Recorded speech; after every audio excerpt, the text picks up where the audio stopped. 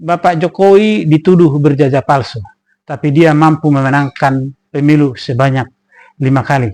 Pilkada 3 kali, Pilpres 2 kali. Bagaimana dia bisa memenangkan itu? Orang melihat kinerja beliau yang sangat luar biasa. Mulai dari wali kota Solo, gubernur DKI, hingga presiden 2 periode. Orang tidak melihat apa ijazahnya, apa pendidikannya lagi, tapi orang melihat kinerja dari Bapak Jokowi. Tapi setelah masa beliau berakhir, tetap dia bisa memenangkan Prabowo sebagai orang yang dia inginkan melanjutkan apa yang sudah dia mulai. Nah, disinilah letak persoalannya. Siapa Jokowi, siapa yang mendukung dan siapa yang tidak mendukung. Setelah masa pemerintahan Jokowi berakhir, dia berseberangan dengan partai pendukungnya, yaitu PDIP.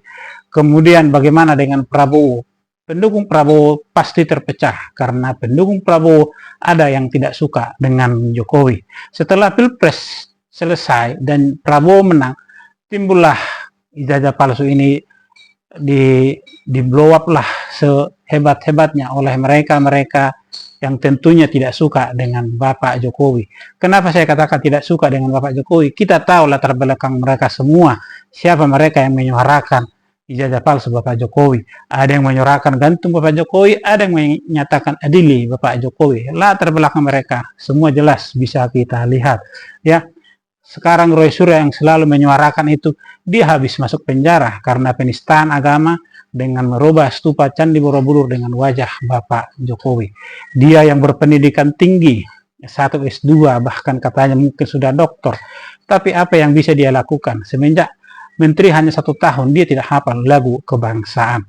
Jadi apakah kita masih harus mempertanyakan keilmuan? Kalau kita mempertanyakan keilmuan, kita mempertanyakan sertifikat ijazah atau apapun itu, ya, maka akan sangat jelas rasa malu ada sama Bapak, sama Roy Suryo dan kawan-kawannya.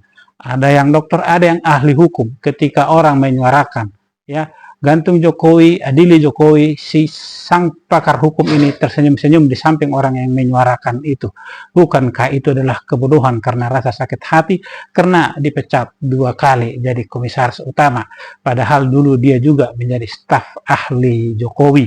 Nah, ada banyak lagi orang-orang yang tidak suka dengan Bapak Jokowi. Karena apa? Karena ada urusan bisnis, ada kepentingan pribadi mereka yang kacau karena kebijakan Bapak Jokowi. Jadi saya melihat masalah ijazah Bapak Jokowi sebenarnya hanya masalah yang dibuat-buat bagaimana untuk mengakhiri kecintaan orang terhadap Jokowi. Tapi itu tidak akan pernah bisa karena orang tahu latar belakang mereka yang menyuarakan tentang ijazah palsu terhadap Bapak Jokowi.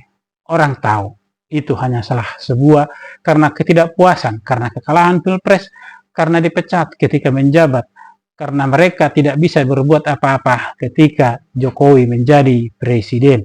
Dan sekarang karena Jokowi masih berada di pihak Prabowo, mereka belum bisa lagi berbuat apa-apa, sehingga mereka masih marah, menginginkan Prabowo dan Jokowi itu tidak bersama. Mereka ingin memisahkan Jokowi dan Prabowo. Maka bagaimana caranya? Yaitu untuk menjatuhkan nama Jokowi. Dengan jatuhnya nama Jokowi, mungkin dengan begitulah Prabowo akan menjauh dari Jokowi, dan begitu juga lah Prabowo juga akan menjauh daripada Gibran Raka Buming Raka.